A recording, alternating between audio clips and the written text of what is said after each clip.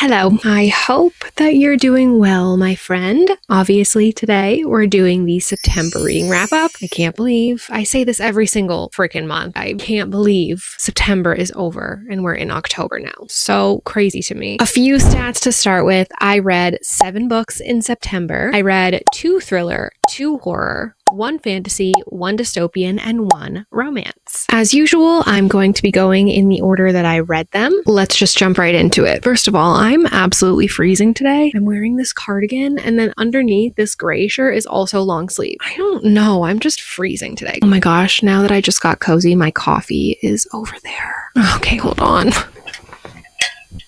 Yum. Okay, let's get the show on the road, people. The first book that I read in September was The House Across the Lake by Riley Sager. This was my first Riley Sager book. We are following an actress who I believe lives in California. I guess it doesn't really matter where she lives, but I think it's California. And she is essentially overcome with grief at the loss of her husband, and she turns to alcohol and almost entirely blows up her career by coming onto set completely wasted. So she ends up taking a break and she goes off to, I think it's Vermont, a lake house in Vermont, her family's lake house, just to kind of get away from the media and paparazzi because they're like all over her. But the problem is that her husband literally drowned in the lake that she's visiting. So like it's a little bit triggering, you know? You would think. Anyways, one morning she wakes up and she sees a woman floating in the middle of the lake, completely still,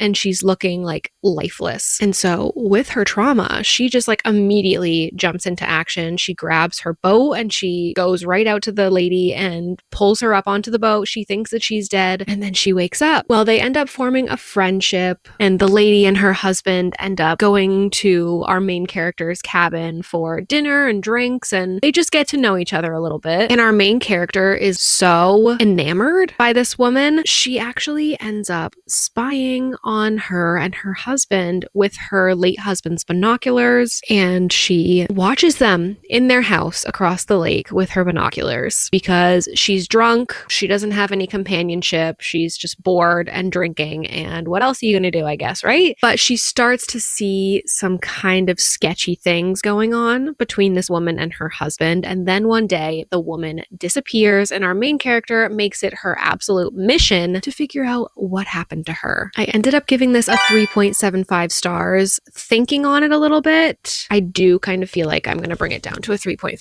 actually. I enjoyed it. I thought that it was suspenseful. I thought that it was kind of, like mysterious, and I definitely was wondering what was going to happen, what was going on. And I had like a few different theories about what the ending would be. I don't think I guessed the ending. When it was like very close to the ending, I guessed what was going to happen at the very tail end. But I had like a bunch of theories in my head that I was running through, and I feel like that's always a good sign. A lot of times I can just put my finger directly on what is going to happen in a thriller, and for that reason I've been not really enjoying thrillers as much actually. But yeah, I couldn't really figure this one out, not that I can remember at least. I did think the reason that I put it at a 3.5 is because it was dragging. We were in the cabin with this main character just kind of reliving the same day over and over again, and it got to a point where I was just bored, and this was also coming out of a reading slump, so it's gonna take a lot for me to get kind of like pulled back out of a reading slump. It was good.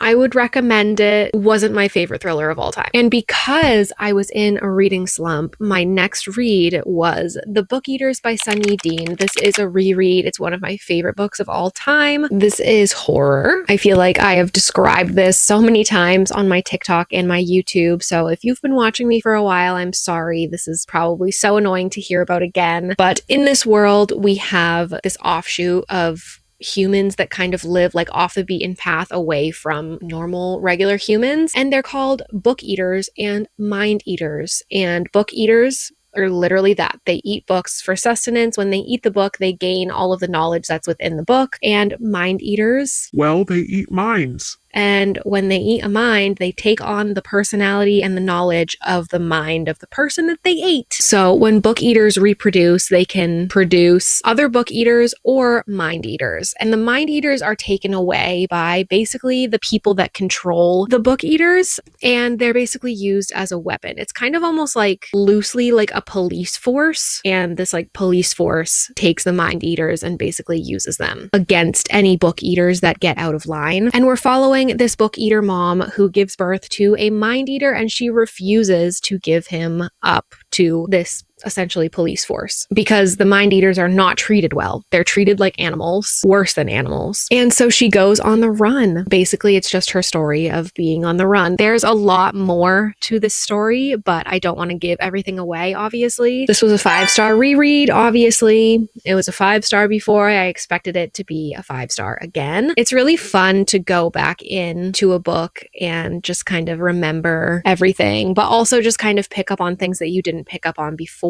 It was a really fun time. I highly recommend check trigger warnings if you're like a little bit grossed out or if you have a hard time with kind of, I guess, gross horror. But yes, highly recommend. Next, I read Powerless by Elsie Silver. This is the 3rd book in the Chestnut Spring series. I'm reading this with my best friends in our little book club. This is romance. It's a cowboy romance series. We're in a small town and we're following this one family that has like multiple different sons and friends of sons. Each book, they get their own love story, kind of like your basic small town romance series situation. So in this one, we're following the adopted son's romance story. He's a hockey player. She's a ballerina. It is friends to lovers. So they've been childhood friends for a long time. Basically, she's the cousin of this family that he's in, but he's adopted. So it's not overly weird. I ended up giving this a 3.75. I enjoyed my time with it. It definitely helped with my slump. I will say that these books, if ever I'm feeling slumpy, they're very fast paced and easy to read. I enjoyed both of our characters, but I couldn't really feel entirely the chemistry between them, which was rough because I feel like friends to lovers, they should kind of already, I don't know. I'm just always going to compare every friends to lovers book with People We Meet on Vacation by Emily Henry because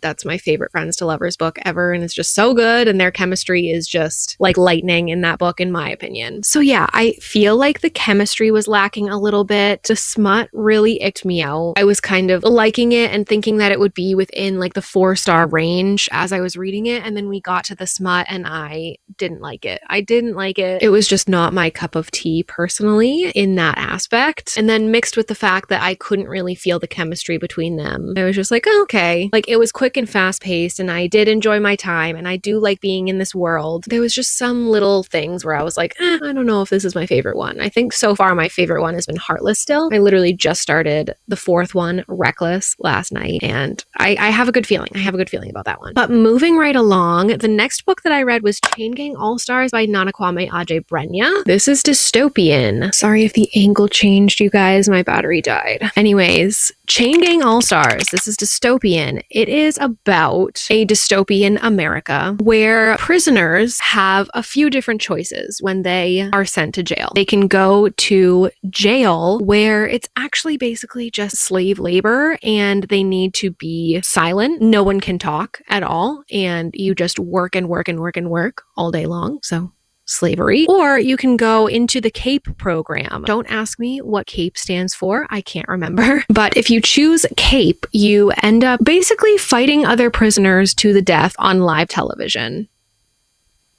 So when you choose CAPE, you are placed into a chain gang, which is essentially just a group of prisoners. And different chain gangs will basically fight each other, not like all at the same time, but one person from each chain gang fight each other to the death. You have to get like a certain amount of kills or something in order to win your freedom. So basically, like if you're in CAPE and you win for like 2 years or something wild like that, like if you win every time for like 2 years, you basically get to go free. I ended up up giving this 4 stars. This was wild and also not that far off, in my opinion. Dystopian, yes, but we're already kind of living in a dystopian world as it is. And just, I wouldn't be surprised. I wouldn't be surprised if this actually was a thing in real life. Very timely, I will say. This was pretty gruesome and gory at times. Like, I remember listening to the audiobook and I was eating my lunch. I had to stop listening to the book so that I could finish my lunch because I was like, that's a little much. It is a great look at racism and incarceration in America. Also a great look at, I don't know how to, I think I said this in my vlog that I did where I read this. I don't know how to say it super eloquently, but it was a very good look at how some people really just do not care about the safety of others. And as long as they are being entertained, they don't care. And humans just kind of like lose their value and they're just like looked at as animals. Yeah, it was just very timely and very poignant. Definitely one that I encourage people to read. There was also a lot on activism in this one, which was pretty cool. Like, when I went into it, I didn't expect so much of the book to be about the activism part because there's citizens obviously that are very against this, and we spend a lot of time with them too. And some of them have connections to the CAPE program, and it's very interesting. It didn't get a higher rating for me, and it might have been because I listened to this like 100% on audio, and it's very hard for me, especially with fantasy or dystopian or like something where there is a world that needs to be built or like a lot of characters. I usually like to read that physically so that I know what's going on because my brain just does not process as well if I'm listening. But there was like a lot of characters coming in throughout the book. Like, it wasn't like we were introduced to all of our characters at the beginning. It was like throughout the whole entire book, we were getting new characters thrown in. And that was a little bit difficult for me to follow. And again, I will say that even still,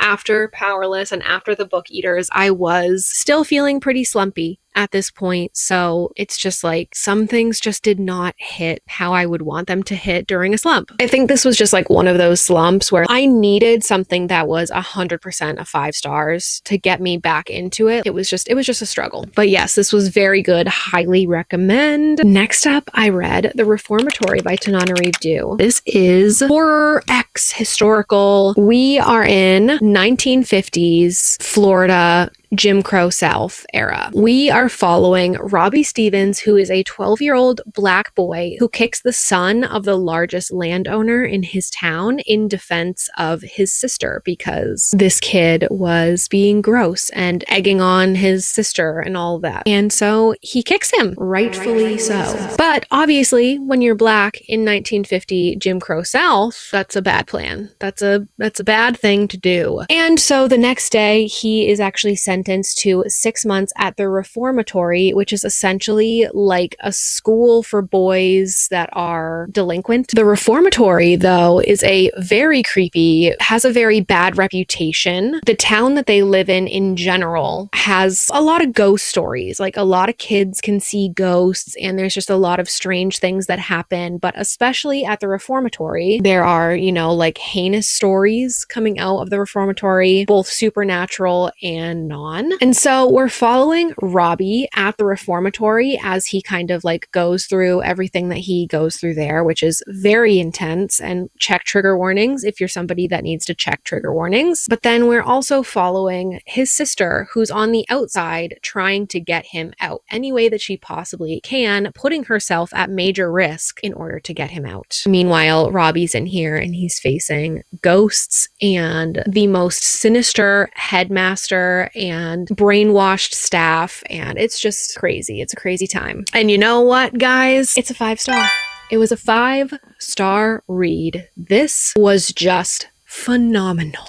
Not a second went by while I was reading this that I wasn't entirely captivated. This book has just some of my favorite elements. Like, I just loved the ghosts, but I also love historical fiction. Absolutely captivating. It's so funny how I could talk for so long about the books that I dislike. But then when I have a 5 stars, I'm just like, I don't know what else to say. I don't know what else to say, guys. It's just 5 stars. You gotta read it. And I have nothing else to say. It's so good. Next up, I read Howl's Moving Castle by Diana Wynne Jones. This is a fantasy. It's YA or middle grade. We're following Sophie, who is a young woman who gets turned into an old woman by the Witch of the Waste. And her only hope for breaking the curse is to go find Howl in his moving castle, because Howl is like this all-knowing wizard guy. When she finally finds the castle and she goes inside, she meets a few different new characters. It's very magical and whimsical and cozy. Very cozy, I would say. I ended up giving this a 3.5 stars. I will say that it is slower paced. So if you are looking for a very whimsical and cozy fantasy that has kind of a slow pace and you just kind of want to take your time with it, I highly recommend this one. It is also very unique. Just the concept and the characters are all very unique, which is one of my favorite things in books. The more unique it is, the more I love it. So I did think it was very unique, very fun, very whimsical, very cozy, but at the same time, it was still a little bit too slow for me, especially coming out of a 5 stars. It stinks because it's like you're slumpy and you just want to read a 5-star book, but then you read the 5-star book and then the 5-star book puts you into kind of like another slump. I am definitely coming out of it though, guys. I'm definitely coming out of it. It was a rough few months there, I will say. So I feel like that kind of happened with this one because I read the Reformatory and it was like slam dunk, amazing, perfect in every way. And then going into something that was just a little bit slower was a little bit difficult. But this is a classic. A lot of people love this and I understand why, because it's very cute and fun. And last but not least, I recently, was it yesterday? I think, yeah, yesterday, I finished Daisy Darker by Alice Feeney. This is a thriller. This is a And Then There Were None by Agatha Christie retelling, like a modern day And Then There Were None. Because I think And Then There Were None takes place in the early 1900s, I think. I don't think it's the 1800s. But anyway, if you've read And Then There Were None, you know that it's like a whodunit. So they're all on an island and they're getting picked off one by one and we're trying to figure out who is the killer. And that was the same exact thing for Daisy Darker. It was a family though. So the grandmother of this family owns a house on the ocean and they call it Sea Glass. So the whole family is getting together at Sea Glass for the grandmother's birthday. But all of these characters in this family are extremely unlikable and they have a lot of things that they've done in the past and in the present that are just not cool at all. There are many reasons why somebody would want to kill these people. And yeah, they start getting picked off one by one and we're trying to figure out who it is. And of course, they're trapped there because the tide comes up and they can't pass the causeway. I'm not really sure what that is, but when the tide comes up, they're like essentially stuck at that house until low tide comes and then they can cross the causeway. And we are trying to figure out who's doing it. I ended up giving this book a 4.25 stars. Absolutely love Alice Feeney so much. She does such a great job keeping me on my toes. I feel like she really did Agatha Christie justice in this modern version. It was definitely similar, but different. It wasn't too similar where you were like, it's like the same exact thing. And it wasn't too different where you're like, this isn't really like a retelling of And Then There Were None. This is one of my new favorite thrillers that I will be recommending to everyone that loves thrillers. And like I said in the beginning of this video, when I read The House Across the Lake, thrillers are not my favorite, but Alice Feeney, something about her work just, it gets me every time. I mean, this is only my second one. I have more to read from Alice Feeney, but it was just so good. I will say with the 2 Alice Feeney books that I've read, which is Daisy Darker and Rock, Paper, Scissors, I do find bits of her books to be kind of slow. And I think that's why it kind of came down to a 4.25, which is still a very good rating. But yeah, I did find that it was a bit slow at points because we were kind of going back and forth in timelines where the present timeline would be happening and like something, it would like leave off on a cliffhanger. And then we would go into like a past timeline where it was like a much slower timeline where you were kind of learning about the characters in the past. And so I kind of feel like that was frustrating in a way, but I do understand why, because we needed to know about our characters to understand the ending. Overall, a very good month. I've really enjoyed my reads and I am looking forward to October so much. My favorite time to be reading. If you made it this far, put a jack-o'-lantern in the comments and let me know what your favorite book of September was. Let me know if you've read any of the books that I talked about today or if you're going to add them to your TBR. I would love to know. But until next week, guys, Bye.